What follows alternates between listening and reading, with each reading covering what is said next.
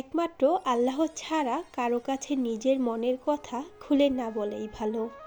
আগে একটা সময় ছিল মানুষকে বলা হতো মনের কথা আপনজনকে খুলে বলুন, মনকে হালকা করুন। কিন্তু এখন যুগ পাল্টে গেছে। মানুষ এখন ভীষণ হাইপার।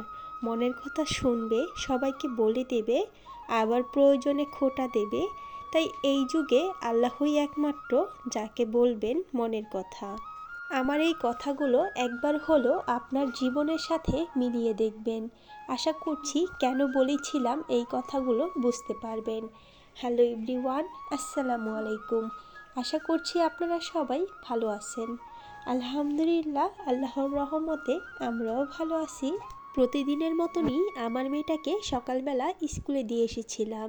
এখন ছেলেটাকে নিয়ে চলে যাচ্ছি আমার মেয়ের স্কুলে তাকে আনার জন্য। বাসায় এসে সকালের নাস্তাটা খেয়ে নিয়েছিলাম, আর ছেলেটা যেহেতু ঘুম থেকে উঠেছিল তাকেও তার সকালের খাবারটা খাইয়ে দিয়েছি। দেখছিনি তো বোনকে আনার জন্য কিভাবে হেঁটে হেঁটে চলে যাচ্ছে। বাইরে আসলে সে আমাকে চেনেই না, তার নিজের মতো করে সে শুধু হাঁটতেই থাকে। আগামীকাল থেকে তার পরীক্ষা শুরু, আজকেই হচ্ছে শেষ ক্লাস। তাই আজকে 2টা ক্লাস করিয়ে বাচ্চাদেরকে ছুটি দিয়ে দিছে। আর এখানে বাচ্চাদেরকে একটা করে স্কুল থেকে কার্ড দেওয়া হয়েছে, সবার হাতে কার্ড দিয়ে তাদের পিক তোলা হয়েছিল। আমার মেয়েটা তো এটা পেয়ে অনেক খুশি ছিল। তারপর বাসায় এসে মেয়েটাকে নাস্তা খেতে দিয়ে আমি আমার কাজগুলো শুরু করে দিলাম। কাল রাতে এই বাজারগুলো করে এনেছিল, ডিমগুলো ফ্রিজে রাখার ছিল, রাখতে পারিনি, তাই গুছিয়ে রেখে দিলাম। বাইরে অনেক রোদ উঠেছে আজকে, কাপড়গুলো ধুয়ে নিয়েছিলাম, সেগুলোকে ছাদে রোদ দিয়ে এসেছি। তারপর বারান্দায় চলে আসলাম গাছগুলোকে দেখার জন্য। সকালে একটু পানি দিয়ে দেই প্রতিদিনই গাছগুলোর মাঝে, তাই গাছে একটু পানি দেওয়ার পর গাছগুলোকে ভালোভাবে দেখে নিলাম। এই গাছগুলো কিন্তু আমার মেয়ে লাগিয়েছে। মাশাআল্লাহ, গাছগুলো কিন্তু অনেক সুন্দর হয়ে উঠেছে। আর গাছে কিন্তু পুঁইশাকের ফুল চলে আসছে। আমার মেয়েটা তো এই ফুল দেখে অনেক খুশি হয়ে গেছে। ভিডিওতে তেমন একটা বোঝা যাচ্ছিল না, কিন্তু ফুলগুলো অনেকটাই ছোট। আর এখানে রয়েছে কলমি শাক গাছ আর রসুন গাছ, এইগুলোতেও অল্প অল্প করে পানি দিয়ে দিলাম। এখানে কিন্তু আমার মেয়ের বিশেষ একটা মূল আকর্ষণ রয়েছে, সেটা হচ্ছে ড্রাগন ফল গাছ। এই যে রসুন গাছগুলো দেখা যাচ্ছে, রসুন গাছের নিচে কিন্তু ড্রাগন ফলের চারা হয়েছে। আর আমি কৌতূহলবশত একটা রসুন গাছ তুলে ফেলেছি দেখার জন্য সেখানে রসুন হয়েছে কি না। তারপর আমার হাজব্যান্ড বাজার করে নিয়ে এসেছিল, এখানে সবজি আনা হয়েছে আর মাছের বাজার করে আনা হয়েছে।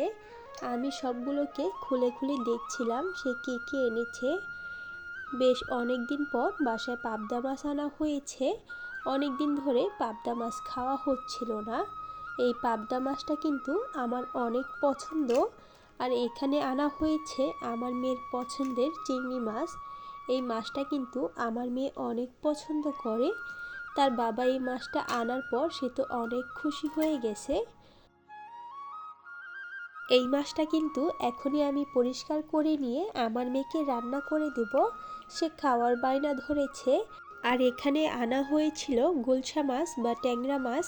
এই মাছকে আপনারা কী নামে ডাকেন কমেন্ট করে জানাবেন। এই মাছটাও কিন্তু আমার অনেক ভালো লাগে। আমি গ্রামে গেলে আমার মা কিন্তু এই মাছটা রান্না করে থাকে। আর এখানে সবজি আনা হয়েছিল, তাই সবজিগুলোকেও খুলে দেখছিলাম কী কী এনেছে। এখানে ছিল ফুলকপি, করলা। আমাদের জমি যখন দেখতে গিয়েছিলাম আমার মেয়েটা কিন্তু 2টা করলা ছিঁড়ে এনেছিল। আমি 2টা করলা মিলিয়ে তারপর ভাজি করব। আমার হাজব্যান্ড কিন্তু বাজারগুলো দিয়ে আবার বাইরে চলে গিয়েছিল। বাইরে থেকে আসার সময় ছেলে মেয়ের জন্য পিৎজা কিনে নিয়ে এসেছে। নিচে থেকে আমার মেয়েকে ডাকছিল, আর আমার মেয়েটা তো পিৎজা দেখে অনেক খুশি। তার বাইরের যে কোনো খাবারই অনেক পছন্দ। মাশাআল্লাহ, আমার ছেলেটা কতটা খুশি, তার বোনকে খুশি দেখে সেও খুশি হয়ে গেছে। সে কিন্তু তেমন একটা খায় না, তারপরও অনেকটাই খুশি। যেহেতু তার বোন খুশি তাই সেও খুশি। এখন সবাই মিলে এই পিৎজাটা খাবো। আজকের ভিডিওটা ছিল এই পর্যন্তই। ভিডিওটা কেমন লেগেছে কমেন্ট করে জানিয়ে দেবেন। সবাই ভালো থাকবেন, আমার ছেলে মেয়ের জন্য দোয়া করবেন। আল্লাহ হাফেজ।